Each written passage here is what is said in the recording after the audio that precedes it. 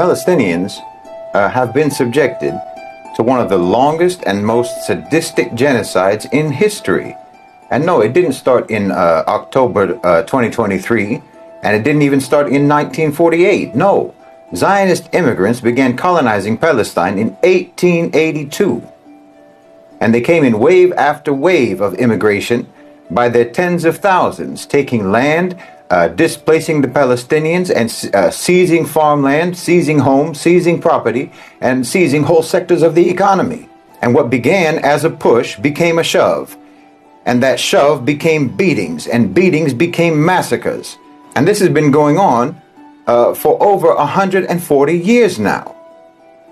And at just around the halfway point of that 140 years, in 1948, this colonial ethnic cleansing project was awarded the official seal of approval and recognition with the establishment of the so-called State of Israel. So between 1882 and 1948, roughly 500,000 Zionists came into Palestine, European Zionists. And that was at a time when the indigenous population of Palestine was only around 500,000 people, 500,000 Palestinians. So Zionist immigrants literally doubled the population size in 60 years. As many foreigners came to Palestine as the number of Palestinians who already lived there. Imagine that. You know, you see all of these anti-immigration protests in the UK. Well, 60 years ago, the population of the UK was around 55 million. So to put Zionist immigration into Palestine into perspective, the UK would have to have had an equal number of immigrants over the last 60 years as the number of people who already lived in the UK in 1964. Double the population, all with immigrants.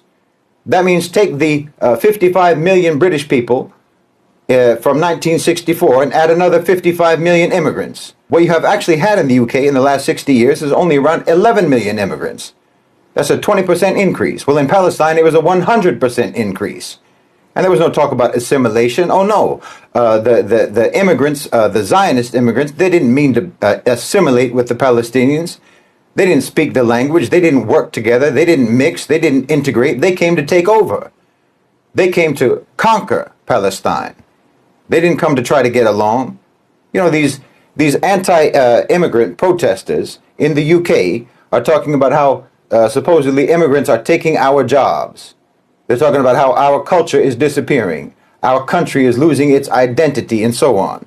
Well, imagine if your country got hit with a tidal wave of immigrants equal in number to the total number of citizens that you have. And that deluge of foreigners entering your country not only take your jobs, but take your homes, take your land, and they take your whole economy, and they completely shut you out. And then they literally start committing pogroms against your own people in towns, in villages, and so forth, and they take over your agriculture, they take over all your industry, and they start saying that there's no such thing as British people, there's no such thing as English people. Let them all go to Dover, let the English people all go to Amsterdam, they can go there, they're all white people, they can all be together, and so they drive you out of London. First they drive you out of London, they drive you out of Manchester, you know, they drive you out of every port city, every financial and business center of the UK. Every economic center of the UK, and they push you off into the forest to go live in the hills, you know, English refugees in Scotland living in camps. While you're mad about the little stream of immigrants that you have, and you raise hell over any time some individual immigrant commits a crime, while the rest of them, as you know perfectly well, they do everything possible to try to assimilate and try to integrate and try to contribute to your economy and to your society. Meanwhile, the Zionist immigrants into Palestine committed organized, systematic, brutal mass violence against the Palestinians. And you people who think it's wrong for foreigners to come into your country, even in comparatively small numbers, you absolutely flooded Palestine with immigrants. With violent, hostile, aggressive immigrants, decade after decade after decade for 140 years. So you tell me, what do you think that English people would do? Look at how they act now. If you want to know the immigration issue that the Palestinians were subjected to, well, you'd have to take your immigration issue and double it.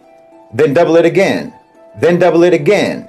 And yes, double it even one more time after that, And then imagine that you have 55 million immigrants in the UK who are armed, who are hostile, and who deny that you even exist or have a right to exist. And you tell me, what do you think that the English would do in that situation? Oh, and then let's say, after you've driven them out, after they've driven you out of London, in fact, they've driven you out of England, and you're just eking out an existence in Wales in refugee camps somewhere. And then the immigrants who came to your country, they decide to start a straight up genocide, and they kill over 1 million of you in 9 months. Well, that's the equivalent of what's happening now. You know, you lose your minds over a comparatively minor number of immigrants coming into your country. Immigrants that you need anyway, if you want your economy to function at all. But you feel overwhelmed by these immigrants coming into your country.